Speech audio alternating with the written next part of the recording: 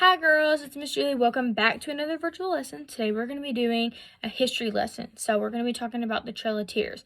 Now some of you may know this and some of you may not know what this is, but it's perfectly fine because today we're going to talk about it.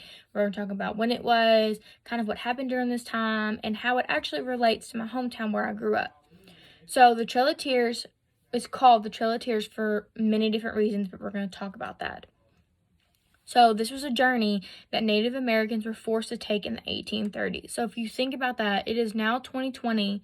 The 1830s, that was 190 years ago. That was a long time ago, and many things have changed since then. So keep that in mind when we're talking about this, okay? So this happened when America was still very young. There weren't very many settlements, but America was still growing and expanding. During this time, Native Americans lived here, and it was mainly 5 tribes. We had the Cherokee Indians, the Muskogees, the Chickasaw, the Choctaw, and the Seminole tribes. Those were the 5 tribes that mainly lived here. So what had happened was new American settlers came over here, which was also known as the pioneers, and they wanted to live where these tribes lived because the land was good for growing crops and cotton, which was very, very popular. During this time, the president was Andrew Jackson. So he signed the Indian Removal Act, and this basically forced these tribes to leave from their land and their homes and move to the Indian reservations. Some left peacefully and some didn't because they didn't want to leave their home and their land. That's what they knew, that's what they were comfortable with, and they didn't want to be forced to leave from their homes. So some decided to stay and try to fight it. And they went to President Andrew Jackson and said they didn't want to leave, but he made a deal and said, okay, if you leave, I'm going to give you this land, which is now in Oklahoma. This was the Indian reservations. Still, some decided to leave, and then still some remained. Eventually, President Jackson sent General Winfield Scott and his army to force the remaining tribes to leave and take the journey of what we know as the Trail of Tears. This journey was over 1,000 miles long. Now, some were able to take boats for parts of this journey, but many of these tribes had to walk the entire time. They had to walk the entire 1,000 miles. That's a very long walk, a very long journey. So that's why this is called the Trail of Tears, because many Native Americans lost their lives during this time, taking this journey because of starvation, diseases, and other poor conditions. Now, this relates to my hometown because if you look up the Trail of Tears online, it will show a map, and it can show you different cities or states that they had passed through to get to these Indian reservations, and Princeton, Kentucky was actually one of them. This was where a majority of the Cherokees had passed through. So the first major group to pass through Princeton, Kentucky was on November 3rd, 1837. That was a long time ago. So this was a total of 10 separate groups that passed through my hometown. Over 16,000 total. So there's been a lot of journal entries found and other things that were found to prove that they had passed through Princeton in many places. So the historical site is called Big Springs, and people have worked really hard to kind of preserve and promote the historical significance of the Trail of Tears here and in many places. So they have signs at Big Spring that kind of talk about it a little bit and show where like the Cherokee campsite was and kind of like where things were. So today we are actually going to go take a look at Big Spring so you guys can actually see a part of this history. So let's go.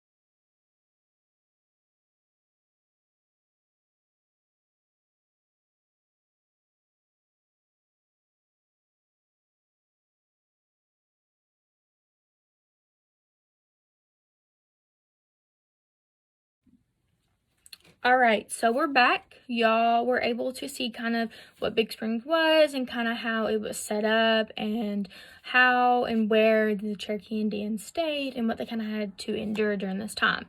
So before I end the video, I want to talk about one more thing because I think it's important to recognize the women during this time. So there were women who took a stand to try to prevent the Trail of Tears. So in 1830s, American women took a stand against President Jackson. So a woman named Catherine Beecher got people together to try to fight the Indian Removal Act. So she had over 1,400 women and men sign this petition and protest to try to stop this act from passing. So this actually marked the first time groups of women appealed together to fight the federal government. So that's super important history. Another one I want to recognize was a beloved woman and a political leader for the Cherokee Indians. Her name was Nancy Ward. She was an advocate for peaceful coexistence, and she spoke for the Cherokee retention of tribal land. So she stood up and tried to encourage peace between the new American settlers and the tribes.